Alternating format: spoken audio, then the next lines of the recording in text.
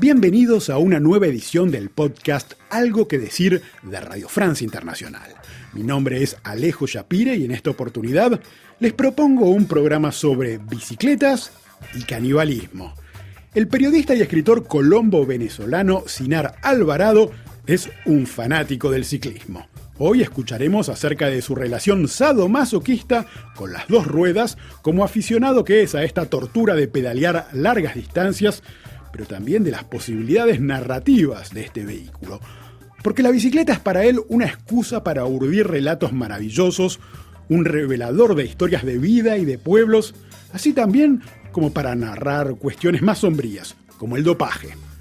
Como Sinar Alvarado es además uno de los grandes cronistas de nuestra época, trabaja en el New York Times en español, así como en las más prestigiosas revistas latinoamericanas, conversamos con él de su premiado y truculento libro Retrato de un caníbal sobre el único asesino serial conocido en la historia de Venezuela. Es también un buen pretexto para hablar de este género llamado crónica de lo real y del estado del periodismo latinoamericano. Y, como no podía ser de otro modo, conversamos sobre la situación política en Venezuela vista por la mirada crítica de alguien que se autodefine como un liberal de centro izquierda. Pero no nos extendamos más y escuchemos a Sinar Alvarado. Hola, Sinar Alvarado, y bienvenido al podcast. Mi primera pregunta tiene que ver con la infancia. ¿Recordás cómo era tu primera bicicleta? Claro. Alejo, muchas gracias por la oportunidad. Mi primera bicicleta era una bicicleta azul, una bicicleta de BMX. Esas bicicletas que usan para recorridos cortos, muy empinados. Hay una colombiana ahorita que es campeona internacional de BMX. Y en los 80, cuando yo tuve esa bicicleta, había una película muy famosa en los cines, donde había un grupo de niños, una pequeña pandilla que se movía en ese tipo de bicicletas. Y esa primera bicicleta me la robaron, me la arrebataron con algo de violencia cuando yo tenía como unos, 8 o 9 años tal vez. ¿Y qué significó para vos esa bicicleta? Fue una primera gran pérdida y al poco tiempo, a los meses, me regalaron una bicicleta un poco más grande, que fue ya como la primera bicicleta que yo usé mucho, no solo ahí en el barrio, en Maracaibo, en la ciudad de Venezuela, donde yo crecí, sino que fue también una bici que yo empecé a usar ya en la adolescencia en recorridos más largos con un grupo de amigos de ahí de la cuadra. Empezamos a irnos lejos en la ciudad, a recorrer la ciudad. Maracaibo es una ciudad plana, tiene solo unas poquitas lomas cortas que quedaban lejos de mi casa y hasta allá nos íbamos con mis amigos a subirlas en bicicleta. Yo en ese momento no podía saberlo, pero estaba empezando a probar esta droga que me tiene ahora muy atado a la bicicleta y a la montaña. ¿Cómo es esto de la droga y qué es eso que llamás la belleza de la fatiga? Es una cosa sumamente compleja que yo trato de transmitir a los no ciclistas. El ciclismo, yo digo con frecuencia que no es un deporte, no es un pasatiempo, no es un hobby. Es más una enfermedad, una patología. Uno se enferma de ciclismo, uno se despierta un domingo a las 5 de la mañana para salir a pedalear, no solo porque quiera hacerlo, sino sobre todo porque necesita hacerlo. Hay algo ahí muy profundo que te llama, que te consume, y aunque duele mucho, aunque cansa mucho hacer estos recorridos en bicicleta durante largas horas, extenuantes, por alguna razón uno busca, uno elige y desea ese padecimiento. Es una relación claramente sadomasoquista y no importa cuánto duela, uno, aunque en las partes más duras de esos recorridos en soledad, en el momento en que tú estás como luchando, cargando tu propio peso, porque el ciclismo es sobre todo una competencia contra ti mismo. Tú estás cargándote a ti mismo, llevándote a ti mismo. Aunque hay momentos en los que uno, por cansancio y por dolor, ya como que odia la bicicleta, ya no quieres estar más ahí bajo el sol pedaleando durante 5, 6, 8 horas. Y hay momentos en que ya dices, quiero tirar la bicicleta por el barranco más cercano y coger un taxi o un bus e irme a casa a descansar. Basta que el padecimiento termine y te des una ducha para que estés pensando en la próxima salida. Justamente, la bicicleta, como decías, es para muchos sinónimo de entretenimiento, diversión, deporte y cada vez más símbolo del transporte ecologista. Pero para ti también es un revelador. Estás detrás de la revista El Pedalista, que se puede leer en internet. La publicación se define así: esta no es una revista de deportes, entendemos el ciclismo como un fenómeno social y exploramos el enorme potencial narrativo que contienen las historias en dos ruedas. La bicicleta es una lupa a través de la cual miramos a la humanidad, dicen en esta revista. ¿Cómo es esto? Sí, la bicicleta siempre he creído que encierra muchas oportunidades narrativas. Es un vehículo que yo veo siempre con interés periodístico, más allá de que a mí me interese manejar bicicleta. Y si uno lo piensa, no hace falta pensarlo mucho para darse cuenta de las grandes diferencias que hay entre la bicicleta y otros vehículos inventados por el hombre. La bicicleta es mucho más autónoma que una moto, que un carro, que un avión, incluso que un barco. En un velero tú necesitas el viento para moverte. En cambio, en la bicicleta la autonomía es absoluta, dependes de ti, básicamente. Hay una frase por allí de un autor cuyo nombre no recuerdo en este momento, que dice que es un curioso vehículo la bicicleta, donde el pasajero es al mismo tiempo el motor. Y esa posibilidad de movimiento, de libertad, de independencia que aporta la bicicleta como vehículo, pero también todos los fenómenos que hay alrededor de ella. En Colombia, que es el país de lejos más ciclista de América, en Bogotá solamente, una ciudad de 9 millones de habitantes, alrededor de 800.000 viajes se hacen cada día en bicicleta. Casi el 10% de la población se mueve todos los días a su trabajo en bicicleta. Y también es un vehículo que en este país, ante la ausencia de infraestructura suficiente y ante la pobreza de los campesinos de Colombia, fue la bicicleta junto a la mula la gran herramienta de movimiento, de desplazamiento de un lugar a otro en este país tan accidentado, tan montañoso. Lo que explica entonces también que los colombianos se destaquen tanto en certámenes como el Tour de France, por ejemplo. Claro, el origen de muchos de esos ciclistas, en Nairo Quintana, es el campo. Son muchachos que crecieron a 2.000 o 3.000 metros de altura sobre el nivel del mar y se desplazaban como Nairo Quintana de la casa, de la pequeña finca donde creció, a la escuela, todos los días en bicicleta, subiendo y bajando montañas. Sin la bicicleta, el campo colombiano sencillamente no sería posible. Entonces es un vehículo que sirve para explicar muchas cosas, para contar efectivamente a la humanidad, para hablar de cómo vive la gente, hacia dónde se mueve la gente, y es además el vehículo más humano, porque no intervienen en la relación entre el hombre y el vehículo. Si uno analiza varias relaciones que existen entre el hombre y los vehículos que el hombre ha inventado para moverse de forma más eficiente, no hay ninguna relación que sea más íntima entre el cuerpo y la máquina que la que se establece entre el hombre y la bicicleta. Recién mencionabas lo que significaba para los colombianos la bicicleta. Mirando un poco El Pedalista, esta publicación, proyecto en el cual vos tenés un lugar central, vemos que se pueden abarcar todo tipo de historias, desde el Holocausto hasta la situación en Afganistán. ¿Se te ocurren algunos temas que han tratado recientemente que muestran hasta qué punto la bicicleta puede ser un revelador de las problemáticas de la humanidad? Sí, el caso cubano, por ejemplo. El año pasado estuve en Cuba haciendo un trabajo y conocí allá a un periodista, Abraham Jiménez, que escribió una nota para la revista. En los años del periodo especial en Cuba, en los años 90, que fueron muy, muy duros para la isla, la consecuencia del desplome de la Unión Soviética y del patrocinio que esa unión ejercía sobre la isla, trajo una gran crisis al país. y en Cuba Fidel Castro decidió importar decenas de miles de bicicletas chinas, de fabricación china, que le sirvieron para repartirlas entre la población porque no había gasolina suficiente, no había combustible para mover los autobuses, para mover los carros, etcétera.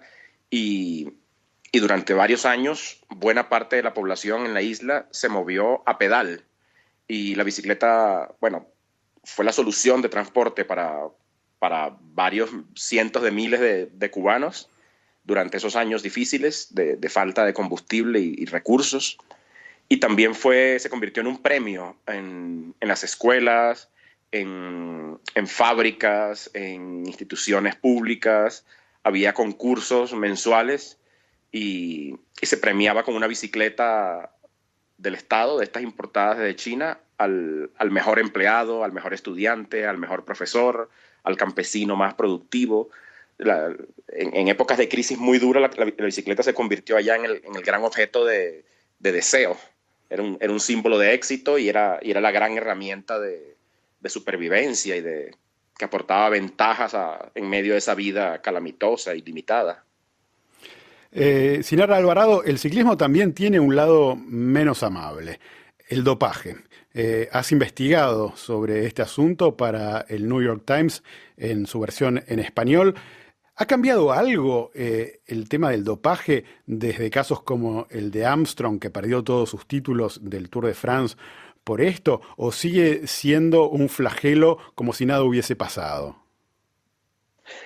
Lo que parece estar ocurriendo es que, por un lado, la UCI, la Unión Ciclista Internacional, y las federaciones de ciclismo de los distintos países y los organismos oficiales en cada país que vigilan y que deben aplicar una cosa que se llama el Código Mundial Antidopaje. Estas organizaciones han ido apretando, digamos, los mecanismos de detección, las pruebas para identificar la presencia de sustancias prohibidas han evolucionado, pero también al mismo tiempo avanza la ciencia, la investigación alrededor del dopaje. Hay fuentes, hay ciclistas dentro del mundo del pelotón ciclista internacional, del ciclismo profesional, que dicen que siempre va a estar al alcance sobre todo de los equipos con mucho dinero, siempre va a estar a su alcance la tecnología y la ciencia de punta que permite acceder a un dopaje cada vez más sofisticado que las pruebas no logran detectar. De algún modo parece que el dopaje va siempre 2 pasos adelante. Se logra burlar los controles durante un tiempo y como es tan costoso realizar estas pruebas antidopaje, no hay forma de hacerle pruebas a cada uno de los ciclistas. Estas pruebas siempre se hacen al azar. Y si por alguna razón un ciclista o 2 ciclistas, como ocurrió hace poco con el Team Manzana Postobón acá en Colombia, que era el equipo más importante del país, hasta hace unas semanas, con una diferencia de 6 meses, surgieron 2 casos positivos y ahí automáticamente se encienden alarmas y es cuando les hacen pruebas a todos los ciclistas del equipo. Pero sigue allí presente el fenómeno, no hay manera de saber ni de comprobar que eso esté ocurriendo entre los ciclistas de élite al nivel que ocurría hace 20 años. No creo que esté ocurriendo a ese nivel, pero sí creo que es bastante probable que haya todavía en el pelotón internacional algunos ciclistas que están recurriendo a esas ayudas. Hay mucha presión alrededor del ciclismo profesional. Es un deporte de élite. Es un deporte de élite. ¿Cuál es el responsable de que este fenómeno persista?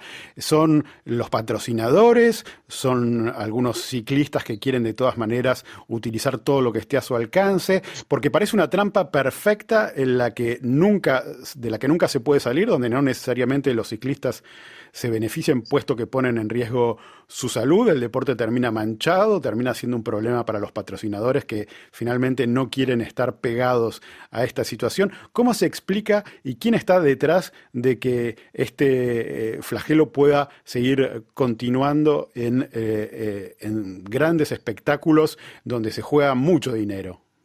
Sí, todos tienen su cuota de responsabilidad. El primero es obviamente el ciclista como deportista y como individuo que toma la decisión de recurrir a esta ayuda ilegal.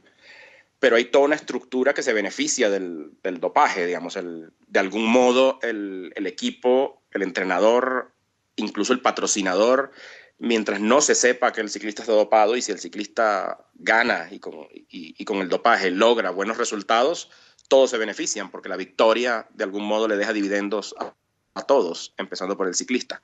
Es una gran mafia donde participan médicos, distribuidores de sustancias, entrenadores que permiten que los atletas consuman este tipo de sustancias, y todo esto básicamente es la consecuencia de una gran presión, ¿no? Hay una competencia brutal que busca aprovechar al máximo los millones de euros que están invertidos, que están en juego en el ciclismo profesional.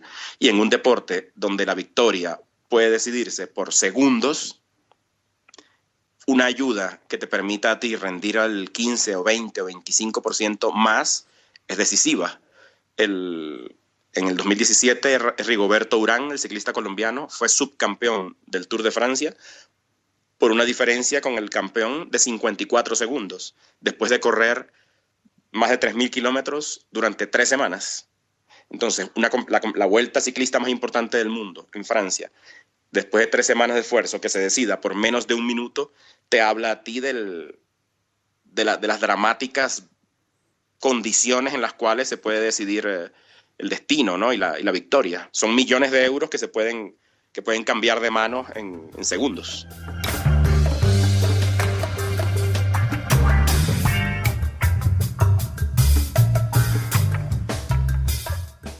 Les recordamos que estamos hablando con el periodista Sinar Alvarado.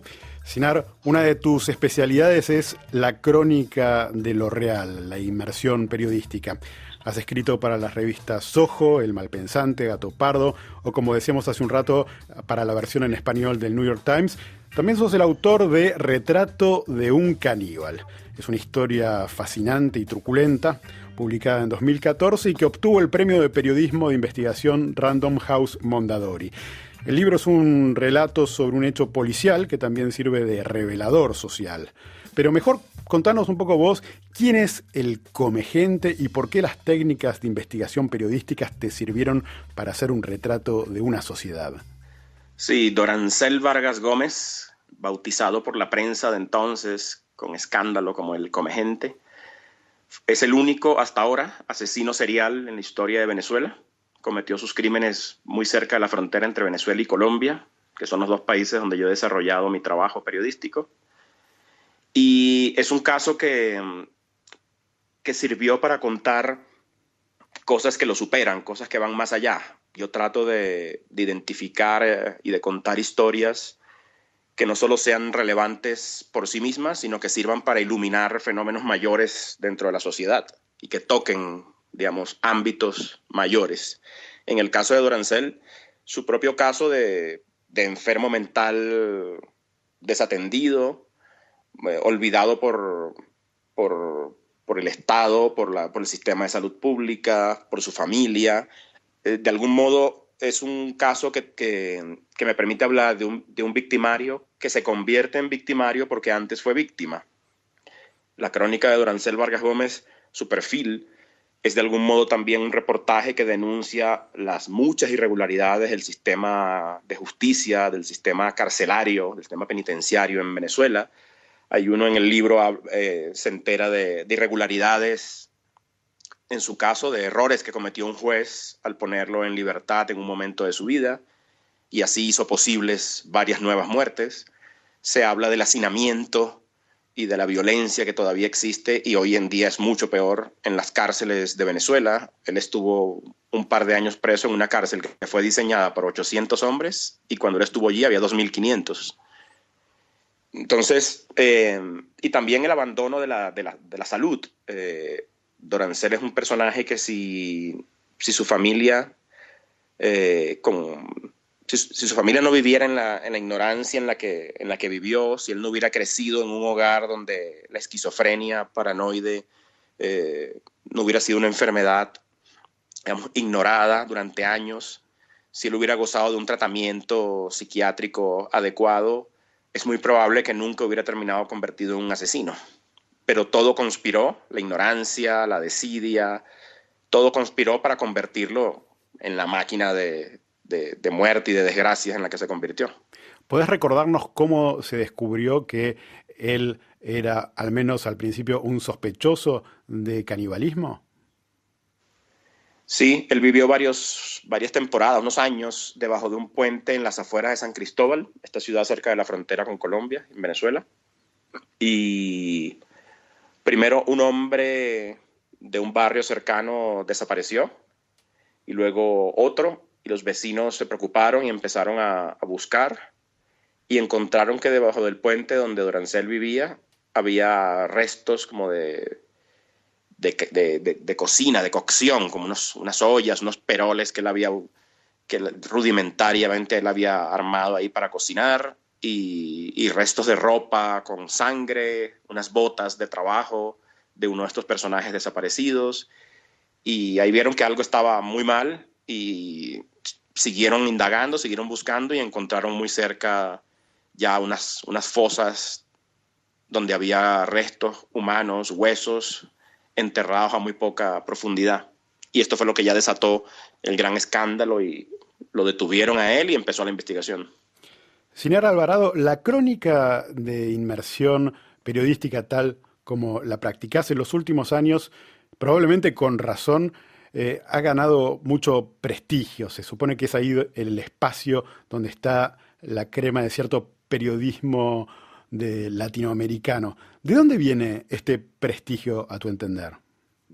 Bueno, creo que de algún modo entre los lectores ha, ha cogido cuerpo la idea de que hay más prestigio y hay más valor en la medida en que hay mayor inversión en la escritura, ¿no? De algún modo el lector y los colegas también, periodistas y escritores de no ficción, sienten que si hay más tiempo dedicado a la investigación y hay más esfuerzo y más ambición dedicado a la escritura, de algún modo este es un periodismo superior o más elevado. Yo, aunque he vivido de esta forma de periodismo, no estoy tan de acuerdo. Creo que el periodismo de investigación, el periodismo diario que publica información, que revela escándalos, es igual de relevante, es necesario. No creo tampoco que la ficción, que la novela, ¿no? También emparentada con la crónica periodística, no creo que la novela y que la literatura de ficción sea algo más relevante y más elevado, y que los cronistas estemos buscando en algún momento dar el salto definitivo a la novela para volvernos entonces escritores de mayor prestigio. No, simplemente creo que la crónica, el reportaje y el perfil, que son los tres géneros a los que yo me dedico, son simplemente herramientas, como cualquier otra, herramientas narrativas que son apropiadas, que son adecuadas y necesarias para contar determinado tipo de historias. Creo que la realidad, cuando uno decide contarla, la realidad pide ella misma ser contada de determinadas formas, y para contarla se necesita usar estas herramientas. Simplemente es un asunto de elegir cuál es la herramienta adecuada para enfrentar a la realidad y mostrársela de un modo eficaz a los lectores. Sinara Alvarado, tu vida ha transcurrido entre Venezuela y Colombia, escribís para América Latina y Estados Unidos.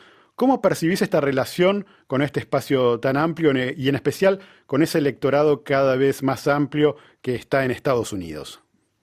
Es un trabajo complejo y ambicioso. Yo acá trabajo como corresponsal del New York Times en español, y la misión es contar Colombia a una audiencia que está mucho más allá del país, a una audiencia que es colombiana o latinoamericana y vive en algún lugar del mundo, o incluso una audiencia que puede ser norteamericana, pero interesada en temas de Latinoamérica y especialmente de Colombia. Colombia es de las principales audiencias del New York Times en español, después de México, y es además un momento en el cual aquí en Colombia están pasando muchas cosas importantes. El país está tratando de salir de varias décadas de violencia y de conflicto, de guerra interna. Por primera vez se logró un acuerdo de paz con la guerrilla más grande y más antigua del hemisferio, las FARC. 13.000 hombres y mujeres combatientes entregaron las armas. Eso implica una cantidad de hechos, de fenómenos, de cambios en la dinámica social y política de este país. Grandes desplazamientos en las zonas rurales, el cultivo y el comercio de la coca también ha cambiado de manos, el monopolio de la fuerza también se ha movido de un grupo a otro. Todo esto ha creado una cantidad de fenómenos que es necesario contarlos. Entonces, el reto es siempre pues, mirar el país, viajar por él, recorrerlo y pensar, reflexionar, hablar mucho con fuentes de todo tipo, como para ir identificando historias que puedan relatarle a esta audiencia variada, internacional, el momento histórico que está viviendo Colombia. Y una vez más, escoger relatos que, por pequeños o medianos que sean, escondan en sí la posibilidad de iluminar ámbitos mayores de la realidad colombiana. Tenés la mirada venezolana y colombiana al mismo tiempo por haber vivido en estos dos lugares y seguir la actualidad de estos países vecinos. La mirada de alguien, creo no equivocarme si digo que es más bien de izquierda, que analiza la realidad colombiana y que también es muy crítica cuando se trata de juzgar al régimen de Nicolás Maduro, cuyo régimen también se reivindica de izquierda. ¿Cómo conviven esas dos percepciones en un tema que sigue dividiendo aguas tan nítidamente entre estos dos polos ideológicos? Sí, yo me considero ideológicamente un un liberal de centroizquierda, soy profundamente me considero un demócrata. Y eso me pone en contra de cualquier tendencia autoritaria, aunque sea o aunque se identifique de izquierda o de derecha. Cualquiera que esté en contra de la libertad de expresión, de la democracia, de la transparencia, de la ética, de administrar de forma correcta lo público, cualquiera que se ubique en esas prácticas es alguien a quien yo desprecio y combato a través del periodismo y de mi opinión y de mi ejercicio ciudadano. Entonces, yo claramente veo al chavismo como un grupo político que ha atropellado una cantidad de libertades y de valores democráticos. Aunque se diga de izquierda, la verdad es que el chavismo no ha demostrado respetar o defender o promover ninguno de los valores que tradicionalmente la izquierda ha defendido. Lejos de promover la igualdad de oportunidades, por ejemplo, en Venezuela, que las hubo. Hoy Venezuela es un país, es un sistema económico caníbal, donde la inmensa mayoría de los ciudadanos viven en la pobreza y no acceden a las oportunidades, y hay una pequeña cúpula de poder militar y civil que tiene el monopolio de los recursos, del dinero. Y esto, según se mire, podría ser también visto como de extrema derecha. Digamos, el chavismo funciona como una gran corporación política, militar, criminal, que terminó secuestrando el poder y no parece guardar ningún tipo o profesar ningún tipo de empatía o de voluntad por mejorar las condiciones de vida de los más necesitados, que son cada vez más en Venezuela. Una última pregunta, Sinara Alvarado. Para los estudiantes de periodismo que nos pueden estar escuchando, ¿qué consejos, qué lecturas le recomendarías a alguien que quiere hacer crónica periodística? Creo que hay unos cuantos autores muy buenos a disposición de cualquiera que tenga internet. Varios de ellos son paisanos tuyos, argentinos: Martín Caparrós, Leila Guerriero, Juan Villoro en México. Y hay toda una nueva generación de periodistas más o menos de 30 y pico de años, máximo 40, que también están haciendo muy buen periodismo. Pero recomendaría incluso leer también ficción, ver cine documental y asumir este oficio con pasión. A mí con frecuencia me invitan a hablar en universidades y y es algo que nunca rechazo, porque creo que de algún modo uno que tuvo la oportunidad de ir a una universidad y tener acceso a educación y hacer de las palabras una forma de vida es un enorme privilegio. Yo lo considero un enorme privilegio, poder vivir de las palabras, y creo que de algún modo uno también contrae una responsabilidad y debe tratar de salvar, porque yo creo que yo me salvé con las palabras, debe tratar de salvar a otros y de transmitir ese entusiasmo y esa pasión y combatir también un cierto discurso como de catástrofe que se ha instalado hoy en día en las escuelas de periodismo, en el gremio, diciendo que esto se acabó, que hay una enorme crisis que no vamos a superar, que las amenazas que enfrenta el periodismo son demasiadas. Y la verdad es que este oficio siempre ha vivido en crisis.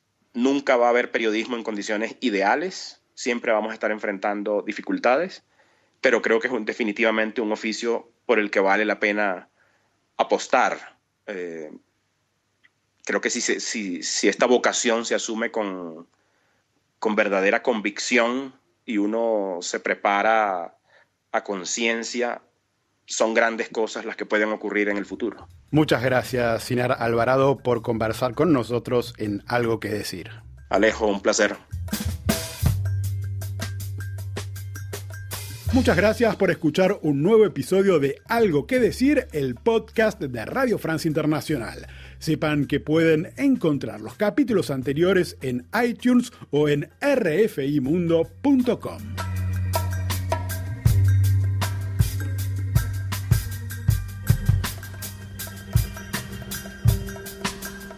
RFI, las voces del mundo.